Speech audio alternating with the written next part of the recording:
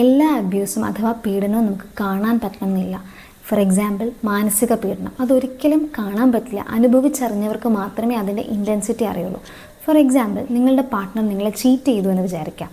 നിങ്ങളത് കണ്ടുപിടിക്കുകയും അയാളെ കൺഫ്രണ്ട് ചെയ്യുകയും ചെയ്യുന്ന സമയത്ത് ഒന്നില്ലെങ്കിൽ അയാൾ പറയും നമ്മൾ പറയുന്നത് കള്ളമാണ്, അല്ലെങ്കിൽ അതിനെ കുറച്ച് കാണും. അതായത് ആരും ചെയ്യാത്ത കാര്യമൊന്നുമല്ല, ഇന്ന് എല്ലാവരും ചെയ്യുന്നതേ ഞാനും ചെയ്തുള്ളൂ, അല്ലെങ്കിൽ നീ ഇത് ഇത്രയും വലുതാക്കുന്നത് എന്തിനാണ്, ഇതൊരു ചെറിയ നിസ്സാര കാര്യമാണ്, ജസ്റ്റ് ഒരു മെസ്സേജ് അല്ലേ, ജസ്റ്റ് ഒരു ഫ്ലേർട്ടിംഗ് അല്ലേ, അതിൻ്റെ അപ്പുറത്തേക്ക് ഞാൻ പോയില്ലല്ലോ എന്നൊക്കെ പറയുകയാണ്. അല്ലെങ്കിൽ അത് നിങ്ങളുടെ കുറ്റമാക്കി മാറ്റുക. ഫോർ എക്സാമ്പിൾ, നിങ്ങൾ സമയം തരാത്തത് കൊണ്ടാണ്, അല്ലെങ്കിൽ നിങ്ങൾ അറ്റൻഷൻ കൊടുക്കാത്തത് കൊണ്ടാണ്, നിങ്ങൾ പ്രഗ്നൻ്റ് ആയതുകൊണ്ടാണ്, ഇങ്ങനെയൊക്കെയുള്ള എക്സ്ക്യൂസസ് ആണ് യൂസ് ചെയ്യുന്നുണ്ടെങ്കിൽ അയാൾക്ക് എമ്പത്തി ഇല്ല, അല്ലെങ്കിൽ അക്കൗണ്ടബിലിറ്റി ഇല്ല, മെച്യൂരിറ്റി ഇല്ല എന്നൊക്കെ ഉള്ളതാണ് കാണിക്കുന്നത്.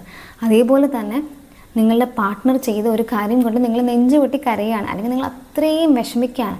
ആ സമയത്ത് നിങ്ങളുടെ പാർട്ട്ണർക്ക് അതൊരു ഇറിറ്റേഷനായിട്ടോ അല്ലെങ്കിൽ നിങ്ങളെ തന്നെ കുറ്റപ്പെടുത്തുകയായിട്ടോ, ഫോർ എക്സാമ്പിൾ എന്തിനാ ഇത്ര ഡ്രാമ, ഇതെന്താ സീരിയലാണോ, ഇങ്ങനെയൊക്കെയുള്ള ചോദ്യങ്ങൾ.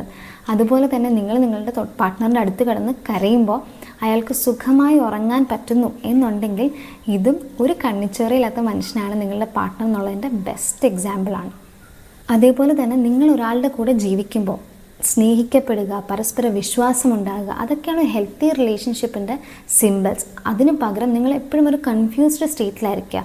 അതായത് എന്തോ എവിടെ ഒരു പ്രശ്നമുണ്ടോ, ഇങ്ങനെയാണോ എല്ലാവരും, അതോ എനിക്ക് മാത്രമാണോ ഇങ്ങനെ എന്നൊക്കെയുള്ള ചിന്തകൾ നിങ്ങളുടെ മനസ്സിൽ വരുന്നുണ്ട് എന്നുണ്ടെങ്കിൽ അത് നിങ്ങളുടെ ഇന്നർ വോയിസാണ്. അതായത് നിങ്ങളുടെ ഉള്ളിലിരുന്ന് കുഞ്ഞു വോയിസ് നിങ്ങളോട് മന്ത്രിക്കുകയാണ്, ഇവിടെ എന്തോ ശരിയല്ല, എന്തോ പ്രശ്നമുണ്ട്, സീക്ക് ഹെൽപ്പ്. ഡ്രാസ്റ്റിക് ആയിട്ടൊരു ഡിസിഷൻ എടുക്കുന്നതിന് മുമ്പേ, അല്ലെങ്കിൽ ആ അബ്യൂസ് ഒരു പരിധി വിടുന്നതിന് മുമ്പേ തിരിച്ചറിയുക, ഹെൽപ്പ് നേടുക. Remember, you don't have to be hit to be heart.